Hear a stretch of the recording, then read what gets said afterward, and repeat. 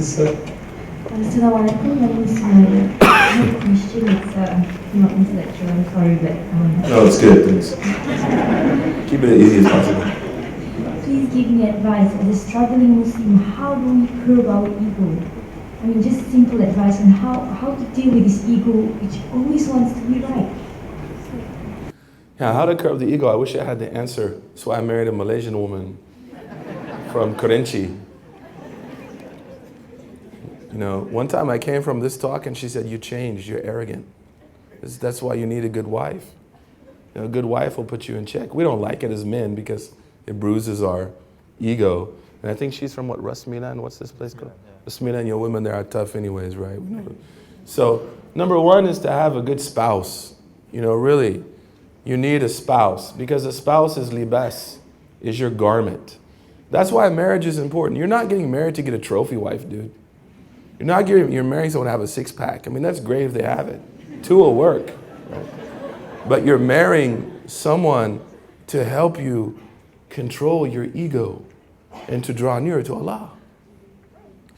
And that's what your parents do for you. And we also do for our parents. It's a give and take. You know, my son one time, he said, you know, I don't want to go to the masjid for Fajr. I was tired. He's like, "You're not going to go to Fajr? What kind of imam are you?" I was like, "You're 6 years old. Shut up, dude." He's like, "How can you tell me to shut up? What kind of?" I was like, "Okay, all right." Yeah. Right. So number one, Sister Sue, I know her. She's a great sister. Is to have a good family unit around you. Number two is to have good brothers and sisters who don't only talk about Coach purses and going to the mall and who's got the latest shoes. That's a fitna. There's times to talk about that. You know, there's times to talk about, you know, looking clean and dressing nice and, you know, shopping at the pavilion or whatever, wasting your money. There's a time for that. But that should not be the daily, you know, diet of a Muslim. The Prophet was asked, who are the best friends to have? In a good hadith, he said, those who when you see them remind you of Allah. And when they talk, they remind you of the hereafter. And when they act, they remind you that you're going to meet Allah. So friends, don't let friends' ego drive drunk. They advise their friends if they see them going astray. And they do so with love and courtesy, not hardship. The nafs always wants to put a do not disturb sign. Do not disturb, man. Leave me alone. Because the nafs want to take over. Number three is to have a good teacher. And I encourage you to start with Quran. Don't start with groups. Don't start with ideologies or certain, you know, isms in the community we talked about. Start with revelation. Imam Malik said, what will clean the later hearts of the ummah, what will clean the hearts of the later ummah is what cleaned the hearts of the earlier part of the ummah. That's why. To have a relationship with Quran. Listen to lectures like, you know, Nu'man Ali Khan, for example. His tafsir is off the chain, man. His tafsir is beautiful, right? Have someone around you that you can study with. And for many of you, and this is a reality in Malaysian society, many of you would rather study in English than Malay. And that's why there needs to really be imams. You know, I was in Azhar, I was teaching at the Malaysian dormitory, I was teaching them English. And I said, I want these all Kelantanese, you know, imams, mashallah. I said, I want to teach you some words in English so you're able to communicate with your own people. Number one, because you're Kelantanese dialect. I don't understand anything you're saying. No offense. And then secondly, most Malays now are comfortable studying in English. They don't read Jawi. How many of you can still write Jawi? My daughter's like, I hate Jawi, man. Like, don't hate it, love it. It's so hard. It's not hard. And this is a girl who can already write Arabic. So you should definitely learn how to write Jawi. But finding someone who can teach you in a way that suits what's comfortable for you and helps you grow, inshallah. The last is increase your ibadah and increase individual secret ibadah.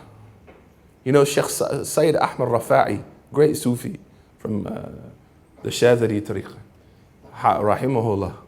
He said something, wallahi, it moved me when I read it. He said, I looked at turuq al-da'wiyah.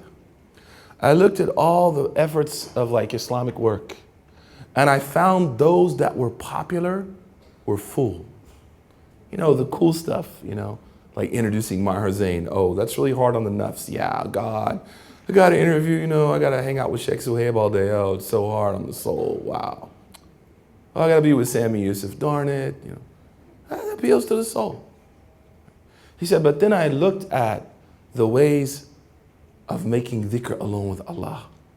Being in dua alone, crying to Allah. Salah, sujood, when no one sees you. Doing acts of sadaqah, when no one sees you. Contributing at a community. When Zainul Abidin died, you know how they knew he died? You know how they knew the kind of person he was, the grandson of Sayyidina Ali? Because when he died, the request for zakah increased. Because he was giving people sadaqah. So when he died, a community died with him. Because he was secretly taking care of the poor. He was doing something secretly. My teacher used to tell me, always do something that no one knows about except Allah. Always do something secret that is like a gift to Allah subhanahu wa ta'ala between you and him. So Shaykh Sayyid Ahmad Rafa'i, rahimahullah Ashadiri, he said, when I looked at those ways, the ways I'm talking about now, sacrifice, not receiving the acclaim of the people, doing acts of benevolence and altruism that are not advertised on 144 characters. I mean, people are tweeting, can you imagine? Man, I just had the greatest experience in Fajr. Why would you tweet that? I was moved to tears in Taraweeh. Why did you tweet that? Man, I just gave sadaqah. Why would you tweet that? There's if there's a call for, for example, to donate to the Burmese Muslims or to help people in Syria, yeah, we should be public with that because it's something that's needed. But something that's private between you and your Lord should stay private. I remember when I memorized Surah Al-Baqarah, my teacher told me, don't tell anyone. I wanted to tell everyone. He said, don't tell anyone. I said, why? He said, I want you to learn to hide good deeds. So Shaykh Sayyid Ahmad Rafa'i said, when I looked at those ways, فَإِذَا هِيَ فَارِغَةٌ. Rahimahullah. He said, there was no one there. Popular dawah, everyone is there. Being cool, the sisters like me because I got this dope kufi on. All the brothers like my jilbab with the fluorescent, threads. Oh, I want this, Noored out foundation so bros can check me out. If you're like that, you need to fear Allah. And that's the absence of tarbiyah. There needs to be the usra, where you sit with people and you learn group work. The last way to do that is to work with people. It's easy to be a solo artist. It's easy to pull away. The Prophet ﷺ said that the lone sheep is the first one to be devoured by the wolf. So it's a sense, again, of empowerment and destructionism. I can't work with people, man. They don't understand me. I know what's best. That's wrong. But to work as a collective is actually an art. To work with different types of people, different levels of faith, different talents, different economic realities.